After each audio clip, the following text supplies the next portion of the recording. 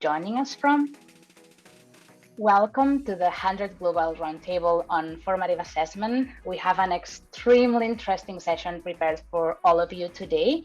We are going to talk about formative assessment, and we will talk more about this initiative that 100 and the Jacob Foundation has started together to identify education innovations on formative assessment. My name is Clara. I'm a former teacher and the current education specialist and researcher at 100, and I will be hosting this session today, and our head of research, Crystal Green, will be moderating the panel discussion. But before we start, I have a very important note for you. So we have live translation for this webinar, and you can watch it in English, Spanish, or French. So if you want to stay in the English channel, you don't need to do anything. But if you want to change the language to either Spanish or French, click in the little box in the bottom bar you have here in the Zoom window, and you can select the language of your preference. You will then hear our interpreters speaking everything we say here in the main channel in French or Spanish. So having said that, please introduce yourselves in the chat and let us know where you're joining us from. I would like to know if we have teachers here with us, if we have parents, innovators, policymakers. We are interested in what you are doing. So anything you want to tell us, please go ahead and type in the chat. And also, if you have any questions or comments that you would like to tell our panelists, we will be having the panel discussion at the end. So please put your questions, and we will be directing them to the right person to answer. Just so you know, this session is being recorded, so we will be sharing the recording. After all, if you miss some part, if you have to leave in the middle, no worries, you will be able to rewatch it later and hopefully sharing it with your friends. And just finally, a brief overview of what you can expect today in today's session. First of all, we will hear from our head of research, Crystal Green, who will tell us more about what is formative assessment and why here at 100 we are so interested in learning more about formative assessment. I can hear that someone has the mic on, so please mute yourself. Thank you so much. Then we will hear from Julia Wyss. She's the program manager at the Jacobs Foundation, and she will talk more about this partnership, what they are doing in the Jacobs Foundation, and why they are also so interested in formative assessment. And finally, we have three amazing experts on formative assessment today. They will be talking about their work, their research, and we will have time to present them individually. They will have time to speak for 5 minutes about their research, but I will just tell their names now. So they are Heidi, Andrade, Joseph, Ghartey, Ampiah, and Margaret Heritage. And after that, we will bring them together again on the stage, and Crystal will be facilitating a panel discussion with them. Remember to drop your questions in the Q&A box. And just as a final reminder, after this global roundtable, we are hosting a Q&A session for innovators that have already applied to the spotlight or would like to apply to the spotlight. It's going to be a very casual session, so we will move from this webinar to a meeting Zoom room. And there you will find Crystal Green and myself, and we will be answering all your questions. We'll be very happy to meet you and just chat. And yeah, I think that's all we have for you today. We are now going to start with Crystal Green, our head of research. And just as a brief introduction, Crystal is a postdoctoral scholar at the University of California, Los Angeles, and she's in the Department of Education. And she will help us understand what is formative assessment and why 100 is so interested in researching this topic. Welcome, Crystal. Thank you so much, Clara. I'd first like to start by giving a brief and rather general definition of formative assessment. What is formative assessment? Formative assessment refers to a wide variety of methods that teachers use to conduct in-process evaluations of student comprehension, their learning needs, their academic progress during a lesson, during a unit, or during a course. So in other words, formative assessments are assessments for learning, while summative assessments are assessments of learning. So we wanted to make that distinction. And it's important to note that formative assessment is a practice that's useful for both the teachers and also for students. So in working with education and educators and education stakeholders, we at 100 have understood that there's a growing need for informal, regularly used methods of assessment without external selection pressure that allow students to monitor and regulate their own learning. Informative assessments allow teachers to develop students' motivation, their self-regulation through purposeful interaction with students and around their learning processes. So at 100, when we identify an area like this where there's a really great need, and there's also great work going on in education globally, we develop a Spotlight project, and the Spotlight project aims to highlight the work in this area. 100 spotlights are small, focused collections of innovations within a theme and or a region. In these spotlights, we thoroughly explore education innovations within the scope and to gain deep insight into those innovations and to share them with the world. In the last year, we've done spotlights on, for example, parental engagement and social and emotional learning. And a key aspect of these spotlights is that we always develop them together with a partner or partner organization. So now I will pass it back to you, Clara, to introduce our partner on this formative assessment spotlight. Thank you so much. You explained very well what's our 100 spotlights, and I'm also very excited to know what education innovations we can find here that are focusing on formative assessment. And as you said, now I'm gonna present Julia Wyss. Julia has been running the International Jacobs Foundation Research Fellowship Program since 2016, and she coordinates projects at the intersection of research and practice. So welcome, Julia, and please let us know more about your work and why the Jacobs Foundation is interested in exploring this topic. Thank you very much, Clara. I would like to say hello on behalf of the Jacobs Foundation and welcome you all to this webinar on how to prioritize children's learning and well-being through assessment.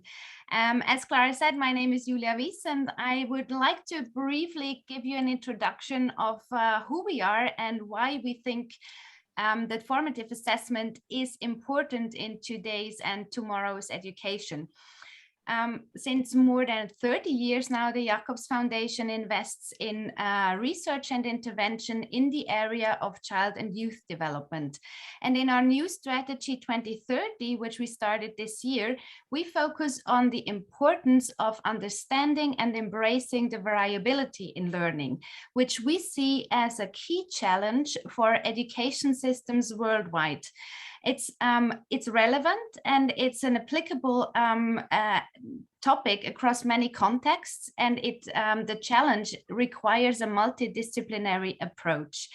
And we address this challenge at the Jacobs Foundation from different perspectives, among others by strengthening a community of school leaders to learn together, to collaborate and to leverage resources. That is actually the reason why we decided to partner up with 100 and to initiate this spotlight on formative assessment to find and promote evidence-informed best practices worldwide. And we are interested in formative assessment because knowledge of students' learning in the moment can in fact improve individual feedback and teaching. And there is a need for new methods in formative assessment to allow students to monitor and regulate their own learning. And it takes into account the importance of student agency and motivation as well. And we aim at understanding how assessment can be used for the benefit of both teaching and learning. And the spotlight will provide evidence-based and replicable approaches for schools and how individualized learning and adaptive teaching can be implemented. And finally, we hope to support the community for exchange and collaboration across schools. And with that, I'm happy to give back to Clara, who will introduce today's panel. Thank you very much for participating and listening. Thank you so much, Julia. I really like what you said about exchanging practices and successful exercise that we can all apply in schools, and creating this community of educators to help each other. We dropped the link of the Jacobs Foundation in the chat, so if you want to know more, you will find more information there. So yeah, as Julia said, now is the time to get to know our experts. They will talk about formative assessment. Some of them will talk about the relationship between assessment and learning. Others will talk about effective classroom practices related to assessment. And we will also hear, for example, what's the role of the teacher, what's the role of the student in assessment, and many other interesting aspects of assessment. So having said that, let's start with one of the leading experts on formative assessment. Her name is Heidi Andrade. She is a doctor in education and a professor of educational psychology and methodology. Hi, Heidi, I can see you here. She's working at the State University of New York at Albany. Her work is about the relationship between learning and the classroom assessment, with emphasis on student self-assessment and self-regulating learning. She has also written several books on formative assessment that we really recommend. And we are so honored to have you here today. Welcome, Heidi. Thank you. I am delighted to be here. Thank you for that nice introduction. I was very glad to hear Crystal talk about formative assessment as a matter of useful for teachers, but also for students, because a lot of times the formative assessment narrative is mostly about how teachers use information from formative assessments to inform their instruction and support student learning, which is totally appropriate and great. But let's not forget about students, right? I always claim that teachers are not the only source of feedback in the classroom. They're not the only source of assessment information in the classroom. And under the right conditions, students themselves can learn more and become more self-regulated learners by engaging in self-assessment and also in peer assessment. But my research is about self-assessment, so selfishly, that's what I'm going to talk about today. First of all, I want to be really clear. Self-assessment is not a matter of giving yourself a grade, right? That's self-evaluation. I think it's silly. Why would we do that? It puts students in the position of having to compromise or choose between honesty and a better grade, right? So let's not do that. Let's just see that students have an opportunity to provide feedback for themselves from themselves. This is a very learning-oriented purpose of self-assessment, and it requires that self-assessment is formative and followed by opportunities to revision. For revision and improvement, I claim that if there's no opportunity to revise after self-assessment, then there's almost no point in doing it. So don't waste your time, don't waste your students' time. Make sure that once they compare their work to the standards for it, they have an opportunity to revise and improve. Okay, so how does this happen? Self-assessment can take many forms, including self-testing of reading comprehension, judgments of progress towards specific learning targets, comparing your own work to the criteria for it, maybe on a checklist or a rubric, and then, of course, also revising, redoing, rethinking, whatever. My research has been about that last example. I have asked students to, in math and writing, I'll give an example from writing. I've asked students to self-assess, and then I have measured their learning and their self-efficacy. What I have found is not surprising at all, right? If you ask students to, for instance, in some of my earlier research, I asked elementary and middle school students, so young children, like between 8 and 13 years old, to write a draft of an essay. We co-created the criteria for that essay. I showed them a model of the essay. Then we co-created the criteria. Then they wrote a draft, and then they self-assessed their own draft in terms of those criteria and identified areas that could be improved. The self-assessment was highly scaffolded. That's important, right? You don't just say, how do you think you did? And kids, you know, all the boys say, oh, I got an A. All the girls say, oh, I got a B. This is not self-assessment, right? So Mariah will send out a link later to a set of videos that demonstrate the highly scaffolded approach that we took to having students assess their writing with colored pencils. They have to identify and underline with a colored pencil a certain phrase on the rubric, and then they have to find evidence that they met it in their essay. And if they didn't, they can't find that evidence, they write themselves a note about how to improve.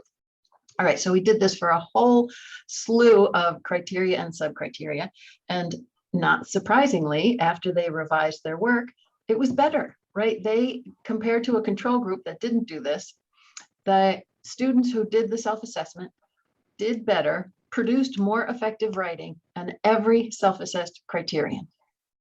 Now, this isn't surprising, I say, because self-assessment is about learning how to do things.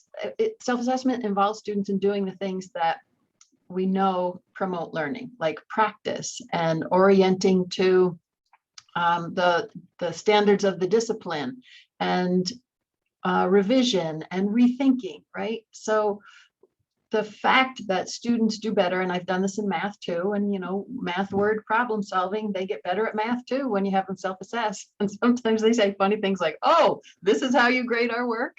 And the teachers say, yes, I've told you this many times. But the self-assessment has them take really close look at their own work. And as a result, they learn more. They also learn to self-regulate a little bit better. And Margaret Heritage, who's about to speak, and I have written a book about this, formative assessment and learning and self-regulated learning.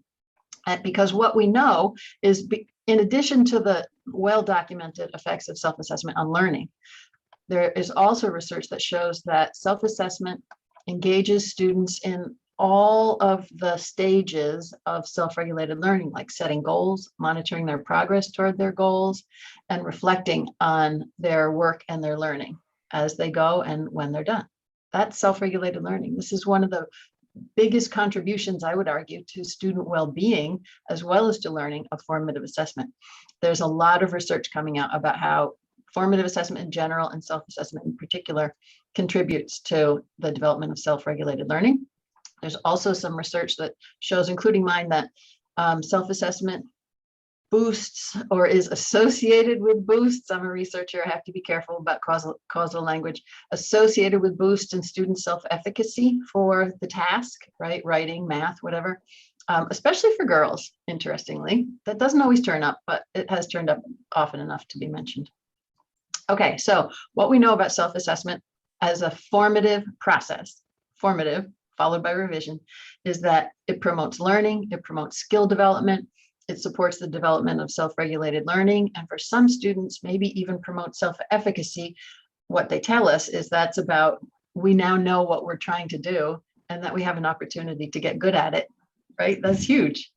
So to sum up, I'll say that the implication here is that teachers, instructors at all levels should be systematically developing learners' capacity for self-regulation by providing structured, carefully structured opportunities for self-monitoring and judging of their progression toward their goals, and that self-assessment tasks are a really effective way of achieving that goal. The end. How did I do? Was that 5 minutes or less? Thank you. That was perfect, Heidi. I really liked what you said about engaging students in setting the goals and making them part of the revision and giving the feedback. And I think now we can understand a bit better this relationship between self-regulated learning and assessment. Thank you so much. We're going to hear now from our second expert. See you later, Heidi.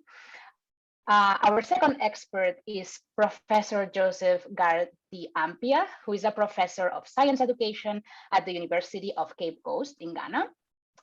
Joseph has been teaching science for more than 30 years in different high schools and has been part of teacher training programs focused on assessment. He has authored a large number of publications and research reports, and he has also international experience working with different universities and research projects across the world. Joseph has also played major roles in the University of Cape Coast as head of department and the dean of the Faculty of Education and vice chancellor. Welcome, Joseph. Please tell us more about your work. Thank you very much, Clara. I don't know whether it's good morning to everybody or it's good evening to everybody, but good day to everyone. I must say that the things I'm going to talk about border around the kind of research we've been doing in schools, especially secondary and primary schools. The issue about formative assessment is really important. And talking about prioritizing children's learning and well-being over testing is something that we need to address, especially for many countries where summative assessment is the order of the day, and everybody focuses on that. Ghana, for example, that's my country. We do a lot of summative assessment. Even when we have the idea of doing some formative assessment, it ends up with summative assessment. For example, we introduced the performance monitoring test in our schools in order to have some kind of formative assessment. But the way it was done, with the scripts marked by teachers who are not from the same school as the test was taken from other places. And then by the time that the results are out for formative purposes, the students have moved to another class with a different teacher, with a different curriculum. And therefore, it came that the teachers also thought that the monitoring test is to monitor the teachers themselves to see whether they are doing well or not, instead of letting us focus on the children. So as Heidi said, we want to focus on the children and their learning. So the things that we'll talk about will be things that we've seen happen in the schools. And teaching is really to ensure that children have learned and understood what has been taught. And this is really summative. It's also important that the results are used for various purposes. So for us, summative is important. We use it for promotion, from class to class, awards, transitions, maybe from primary school to junior high school, from junior high school to senior high school. There are summative assessments. So we cannot discount summative assessment as it has its own purposes. But formative assessment is really important if summative assessment will make sense. So I want to talk about before summative assessment. So before summative assessment, teachers really need to find ways of re-engaging students on what has been taught and learned. Teachers need to help students by scaffolding them to understand what they are being taught and to answer all their questions about what is being taught or has been taught. Sometimes when teachers teach, we see that they introduce misconceptions, mistakes are made, misunderstandings are made by the students because of what they have heard. A simple example is a student called Ed.D, who in primary one, in the KG, he could write his name. But when he came to primary one, the first day, he couldn't write his name again. He couldn't write Edo because the teacher in primary one taught him that you move from A to B to C to D to E. So the name starts with Edwin E, but it continues with D instead of F. And so the child got confused.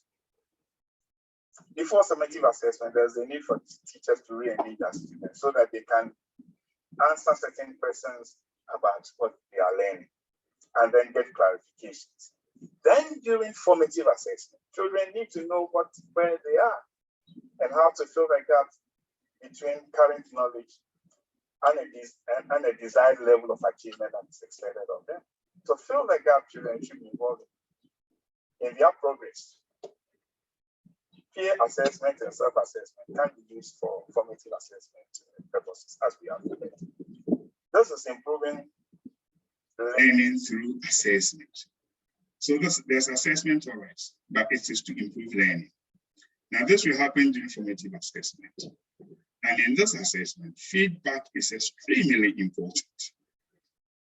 Feedback should be, for me, in 3 ways. That teachers should give feedback to their children in the classroom. Children should give feedback to children. Children should give feedback to teachers. So there should be this triangle of feedback. And I think that in many of the schools that we look at, this is not the case. And teachers can use basic graded exercises, etc., to help the students to learn. I think that formative assessment then will then provide a bridge between assessment and teaching. which is important. But after formative assessment, there's a need to check children's achievements. Definitely that is important. However, we cannot test children when we have not gone through formative assessment to help them understand what has been taught. We have to test them on what they have learned and not on what they do not know. And I think that in our educational system, that is what is missing. We are always jumping into formative summative assessment without really looking at how to help the children scaffold and get them to self-assess, peer assess, get them to understand the lessons that they have learned. Before then, we take them to task and test them. And I think that this is what we should be looking at. And formative assessment is really important. Thank you. Thank you so much, Joseph. That was really inspiring. And actually, we have seen this image also of the triangle that you were describing, and I think that's a very interesting framework. We'll hear more from you later, but let's introduce our third panelist on the stage.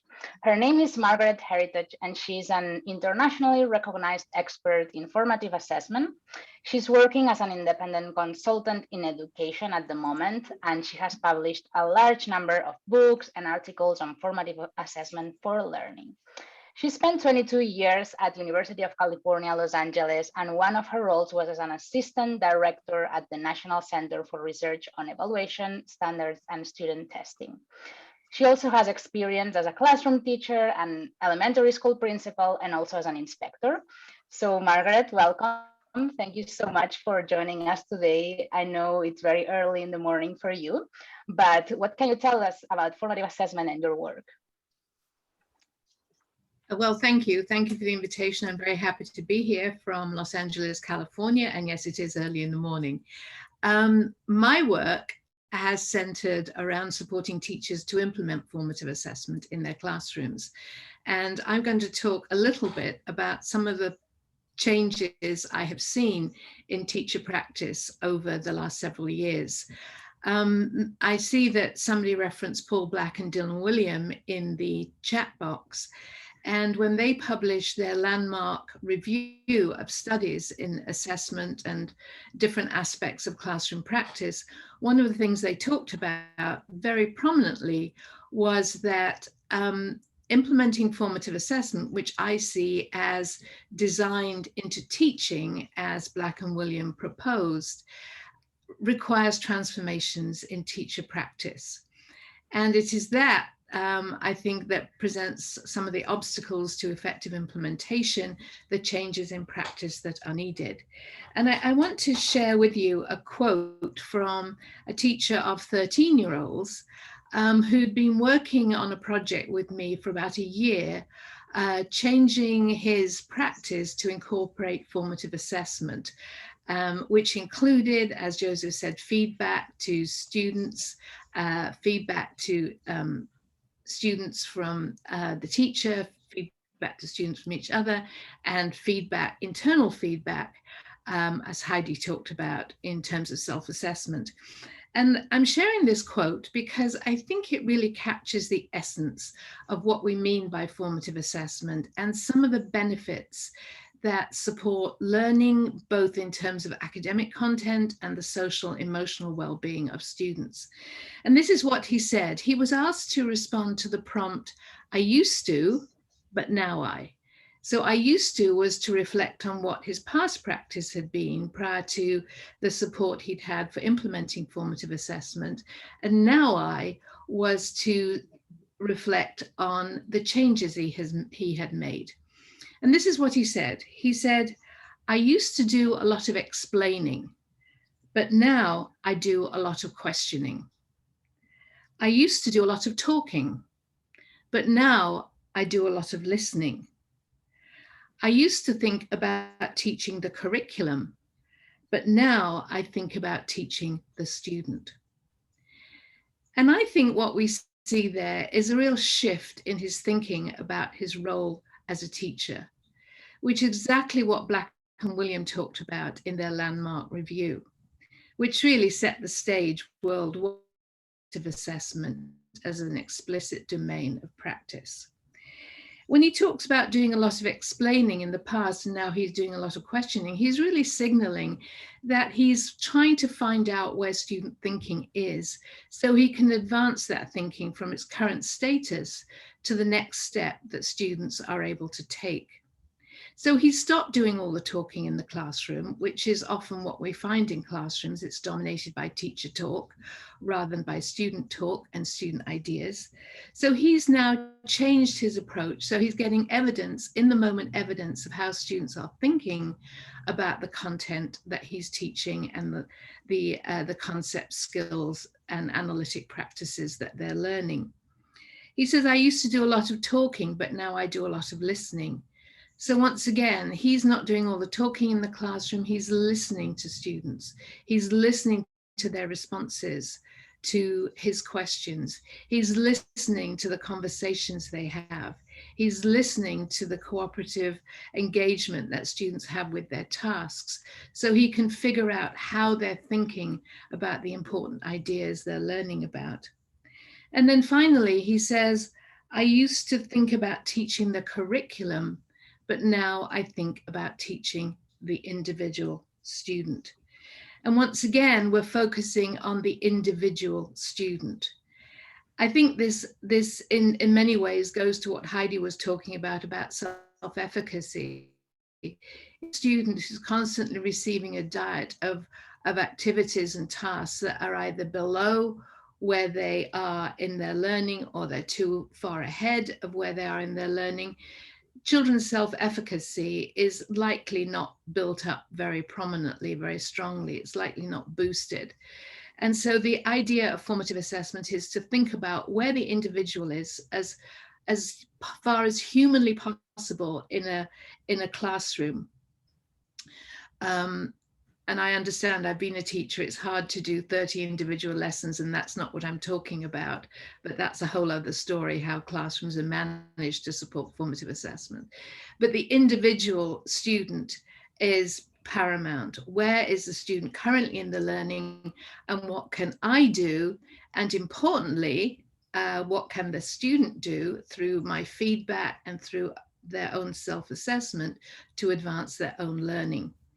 And I'm going to end with another quote from a teacher who was part of the same cohort as this teacher, and she was teaching 14-year-olds.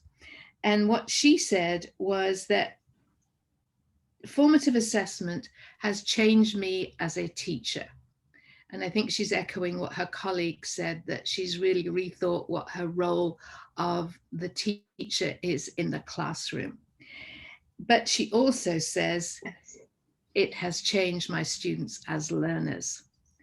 And what she was talking about was very much what Heidi was referencing, the self-regulated aspects of students. No longer were they passive learners who were being spoon-fed, they were actively engaged and involved in their own learning and developing those self-regulated learning processes, which we know are so important and are part of calls worldwide. If we look at the OEC documents, are part of calls worldwide to be part of broader educational goals.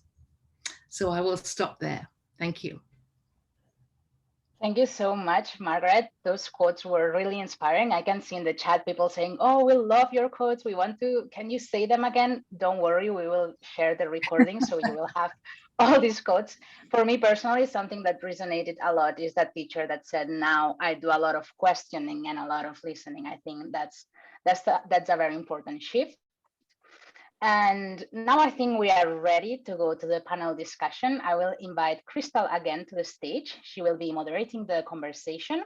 So now please, all the attendees, go ahead and write your questions in the Q&A box. All over to you, Crystal. Thank you, Clara.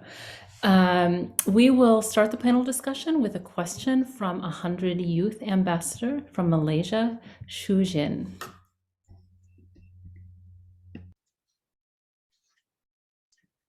Hi, I'm Shusin, 18 years old this year, and I come from Malaysia. I'm part of the 100 Youth Ambassador community.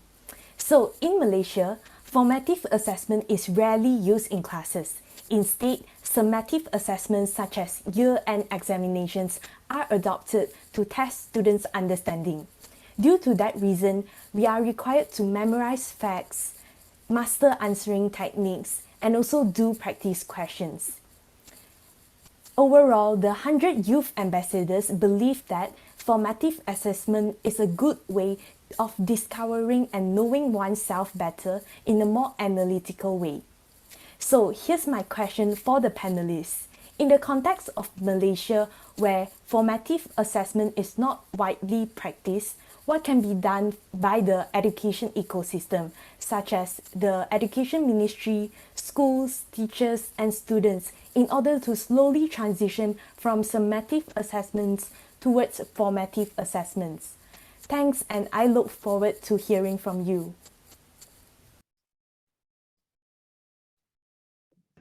Thank you, Shu. So if all of our speakers can turn on their video cameras, and we'll begin the panel discussion with this question from Shu. So I want to open this question up about what can be done by ministries, by teachers, by schools and districts, to all of our panelists here today. And also I'd like to remind everyone that you can put your, please put your questions in the Q&A box. But does anyone have any initial thought on Shu's question? Heidi, please.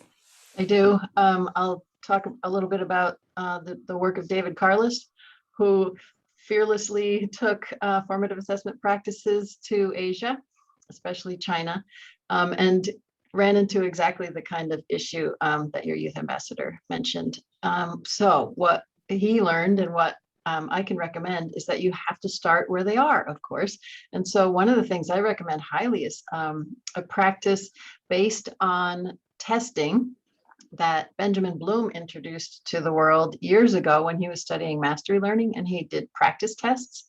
And so practice tests are different than the pre-test and then the actual test because of what happens in between the practice test and the actual summative test. And what happens in between is that the teacher doesn't just tell the right answers. The teacher has students talk about whether or not they agree about the answers that they gave on the practice test. And if they find they disagree, then they discuss. And so they're really engaging with the content, and then they can turn to the resources. Once they do find out they got some answers wrong, they turn to resources to fill in the gaps of their knowledge.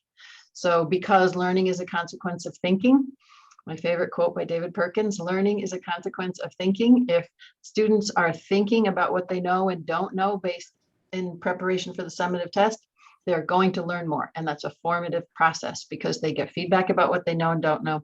They fill in the gaps, and then they can go and take the summative test. So this is wildly popular, even in the US, among teachers who really emphasize testing, including and especially maths and science educators. And for me, I see it as a sort of a foot in the door, right? So once teachers embrace this process, then we can do all kinds of other peer and self-assessment. But that's a good way to get started. Can I come in? Yes. Yes, thank you very much. Like Malaysia, my country also follows something similar.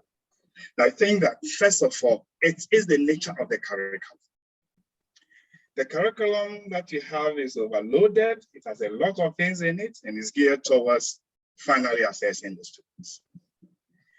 And therefore, the teachers are always rushing through to finish the curriculum in order for the students to be assessed. So I think that we need to have another look at our curriculum. So Malaysia needs to look at the curriculum again. Ghana needs to look at the curriculum again. And countries where summative assessment is the order of the day, they need to look at the curriculum again, overloading the curriculum. Secondly, I think also that to be able to resolve this matter, we need to also look at teacher training. When we are training the teachers to go and teach, we need to hammer on formative assessment, how they help their children in the classroom to learn and to be able to do things for themselves instead of doing rote learning, as has been said, and then just go and reproduce it, sometimes without any understanding at all. And so in teaching the teachers, the student trainees, how to teach. We show also how to assess, and formative assessment must be something that we have to have. So probably there has to be some policy on formative assessment. And then the teachers will reorient their minds towards formative assessment. In my country, for example, we've been talking about formative assessment, but we were looking at it in terms of continuous assessment, continuously assessing the students, instead of formatively assessing the students.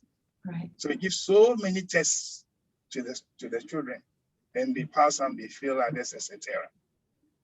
And continuously see whether in doing it over and over again, they will pass. But the point then is that formative assessment is not about that. So we need to look at formative assessment instead of continuous assessment. Yeah. And then we need to enforce this as the circuit. In my country, have circuit supervisors going to the schools to see what the teachers are doing, enforcing this in the classroom. I think that this is a long process, but we must start from somewhere. I just wanted to add a little bit from my own experience in the United States. The United States has been for many years dominated by summative assessment in the way that Joseph talked about, and the questioner as well. And I led a group of states for about 11, 12 years who were really trying to implement formative assessment in their states. And I just want to echo what Joseph said. It's a matter of policy that leaders need to say that this is important. If we look at the formative assessment in New Zealand, how effective it's been there, it's because the government has had a policy since 1984 that promotes formative assessment as an essential classroom practice. And similarly, I think in the United States, where I've seen it be successful, it's policy, it's leadership, and what I would say, most of all, it's professional learning. Giving teachers tools and tests and all these gizmos doesn't help if they don't fundamentally understand how to use this in their teaching and support student learning. And where it's been very successful in a number of states in this country has been due to professional learning. And as Joseph said, teacher training. That is so critical that came out of their higher education institutions, their programs, understanding formative assessment and how it fits as an essential part of their pedagogy. Thank you, Margaret. I want to go off this issue of professional development of teachers again and direct this first to you, Joseph, because in your research in Ghana, you have identified the key importance of the teacher's understanding of what assessment means, sort of how the role that the teacher sees themselves playing in evaluating the student. And you have talked that in Ghana, the teachers often understand their role as one of observation and one of supervision. And I think that this goes back to the point that Margaret was making earlier about classroom management and how formative assessment kind of intersects with that in the methods that are used in the classroom. So can you, Joseph, start, and then for the other panelists as well, can you talk about how you see the culture of observation and supervision impacts the possibilities for the teachers to, as you said, rearrange their mind around what formative assessment can be? Thank you very much, Krista. I think that if you look at supervision, in Ghana, have supervision at two levels. We have the head teacher supervising the teachers as they do their work.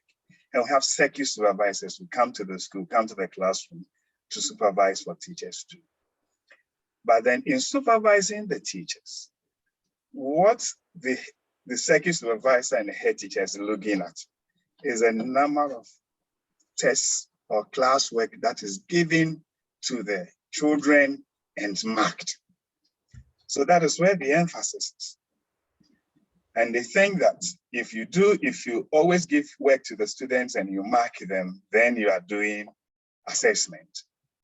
And that will help the students to finally achieve something during summative assessment.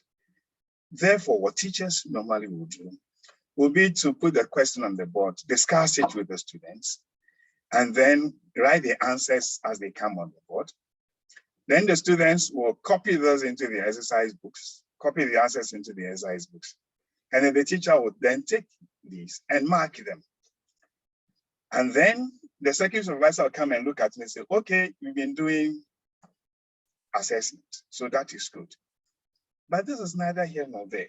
So the supervision itself, those who are coming to look at it have their own mind about what assessment looks like and what formative assessment is, which will be wrong anyway. And so that becomes a problem. The teachers themselves, as they go to the school from training, they want to implement some of the things they learned from the training when they go to the schools to teach as regular teachers. But with the passage of time, they observe that their colleagues that they came to meet are doing things differently, and nobody is questioning them. And the things that they are doing differently are not the right things. And they are doing the right things. So with time, they observe and see that, well, we may as well also do what the other teachers are doing, because it's the easiest choice. It's an easy way of doing things. So even though they may want to do things differently, what the observed teachers do in the schools make them change. And then the problem we have is about class sizes. So you have a class of 60, 80, 100 students, and it's one teacher teaching. Then formative assessment becomes almost an impossibility because of the sheer numbers. So engaging with students, some of them have their own difficulties, you have to be looking at them. But if the class is 60, and we allow a maximum of 60 in a class in Ghana, but sometimes it goes beyond that. So finally, you realize that the things you want to do, you cannot do them because of the circumstances you find yourself. So sometimes, even when giving assignment to the students, if you do that and you have 80 students in a class, you have to set and mark all 80.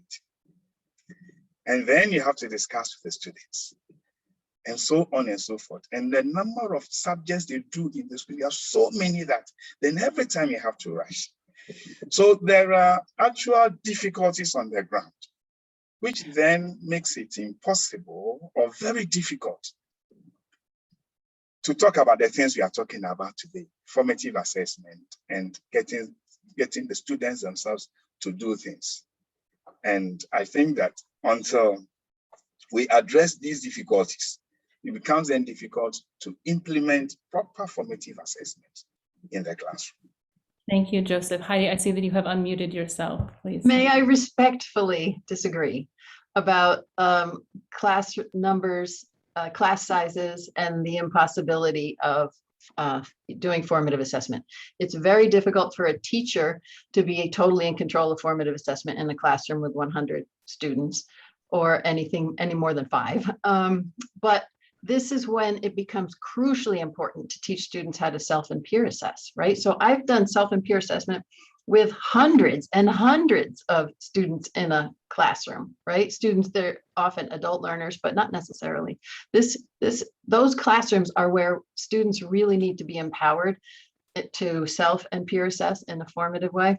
And it will, I promise, it will transform the classroom into a culture of critique and of thinking, and students will be more engaged.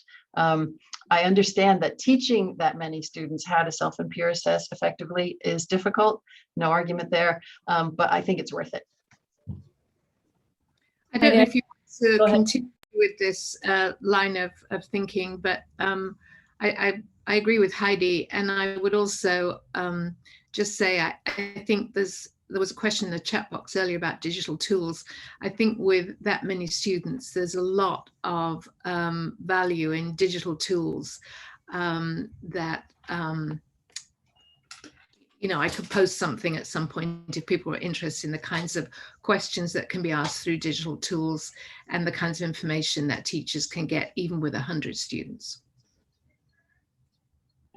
Yeah, Margaret, you have this great article called Formative Assessment, What Do Teachers Need to Know and Do? And you talk about the knowledge and skills that teachers do need. I wonder if you could tell us a little bit more about that specifically, and maybe knowing how to use some of these tools is part of that. But what do you think are some of the things they need to develop, and how would you like to see that develop in teacher training programs? Gosh, that's a big question. I'll try and have a small answer to that because that's a very big one. I think, you know, the way the field is going, and Heidi and colleagues just edited a book, the Handbook of Formative Assessment in the Disciplines.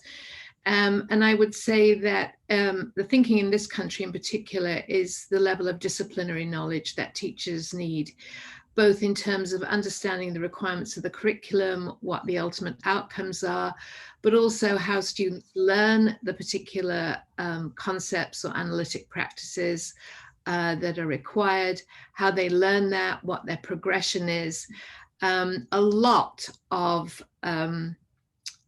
disciplinary knowledge, and of course pedagogical content knowledge, the knowledge for teaching. It's not just knowing about mathematics, but knowing how to teach a particular aspect of mathematics. So I think that's really critical.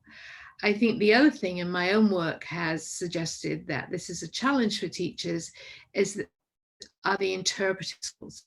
And of course, these are very much aligned with the disciplinary knowledge, but how teachers are able to interpret student thinking, particularly when it's not fully formed. Because don't forget, formative assessment is about supporting learning while it is in development, not in terms of, you know, have children learned it, but where are they in their journey toward this particular goal? So I think disciplinary knowledge interprets the analytic skills, which oftentimes have to be a moment in the busy classroom in order to know what to do next. So those I see as two pillars of teacher knowledge and essential for teacher education programs, which sadly do not do remotely enough on this area. Margaret and Heidi, I have so many questions, and there are questions coming also in the chat, but I want to ask you, since I have you both here, to ask this question about what are we assessing when we're doing formative assessment? Is there a possibility to assess the student's ability to self-regulate, to assess their self-efficacy, or is it just about assessing their math skills and their writing skills? How do you see sort of those two parts of the possibility for assessing students? I love to quote Lauren Resnick, you get what you assess, right? So if you really want them to get good at self-regulated learning, have them set goals for it, have them monitor their development of self-regulated learning, and have them reflect on their self-regulated learning. It sounds a little recursive, and maybe it is. Self-efficacy, not so much. Oh, okay. Sure, you could do that too, because you get what you assess. I agree with Heidi. You get what you assess, and I think formative assessment, it's not just the academic skills per se. You have to understand the whole child to understand the child's thinking. And, you know, I think sadly, this idea of observation is very underutilized in the classroom. But really looking at the child, watching the student, understanding how that student is thinking and how they're approaching learning and what they're doing with it. Just another quote I was going to share from a teacher who said that she had changed her planning a lot, and instead of focused on the activity and what I'm going to say, it's much more focused on what the students are doing, what they're learning, how they're approaching the learning, and what they're doing with that learning. And so I think it's a more expanded version of assessment than just thinking about, okay, they've got this score on this particular test, which says allegedly that they have mastered or haven't mastered a particular understanding or skill. So I think you have to bring your knowledge of the whole student into the thinking about formative assessment. Yeah, sorry, go ahead. I hear Joseph thinking from a continents away. Not if you have 100 students in one classroom. I have a question for you. You, Joseph, go first, and then I have a question. Let me just, sorry for interrupting. I was just going to say, actually, Joseph, what I tell teachers, because I have teachers complaining to me, 40 kids in my algebra class, I can't do this. Well, you can, but you have to do the best you can. Is it going to be perfect? No. but can you chip away? Can you do things? Yes, you can. We don't have time to go into all the detail, but my line to teachers, you do the best you can, because we know it's support learning is effective. So let's figure out what you can do rather than throw your hands up and say, no, I can't do this. I got too many kids. Easy for me to say, Joseph, I recognize. Just to add to this, that you're talking about observation, which is really important, observation of the children. So, for example, if you have so many children, you have to observe the children. You can see the problems. In some other countries I've been to, there are more than one teacher in the classroom. But here we have, in our system, only one teacher in the classroom. I submit and I agree to you that with you that digital tools can really help. But in our context, very difficult to use the digital tools. The students don't have access to it, and so on and so forth. So the things that could help in some other systems are not available in our system. You have schools without electricity, you have schools without gadgets, and so on and so forth. So sometimes the context is different. And once you can reach 100 people using digital tools, it becomes difficult when this is not, even if it's available, you cannot use them yourself because of the context you find yourself, no access to anything that will help you to use digital tools. So that is the problem.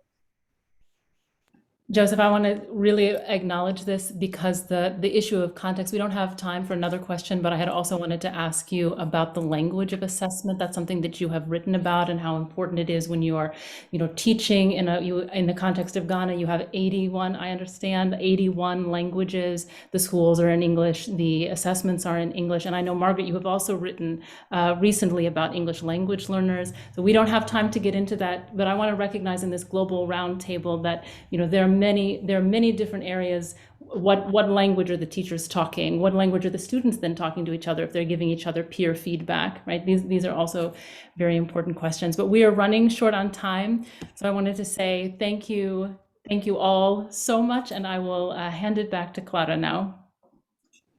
Thank you so much. Thank you. It was a wonderful discussion. I would continue here listening to you because it was super interesting, but we need to close it now, unfortunately. I just want to thank everybody who was here today with us. I want to say thank you to Julia for representing the Jacobs Foundation. Thanks to Shu for sending the question. And of course, thanks to all our panelists. It was a great discussion again. We will publish the recording very soon in the Spotlight page. You will be able to watch this again and share it with your friends. And remember to apply to the Spotlight on formative assessment before November 15th. We've seen today in this Spotlight webinar how important is to promote formative assessment, and we want to find out what are the most impactful and scalable innovations in education on formative assessment. Just a quick reminder, we have now the Q&A session for our innovators. Anybody who is interested in submitting for the Spotlight, please join us in the Q&A session. It's not in this room, it will be in another webinar meeting on Zoom, and you will have the link in the chat. So please click the link and we will see you there. Maybe we need a couple of minutes to move from this webinar to the other meeting, but please just click the link, wait for us there. And meanwhile, you just take a coffee and you can, move a little bit, dance if you want. And what else? I just have one more thing to say. Our 100 Innovation Summit is taking place on the 3rd, 4th, and 5th of November. All of you are invited to participate in it.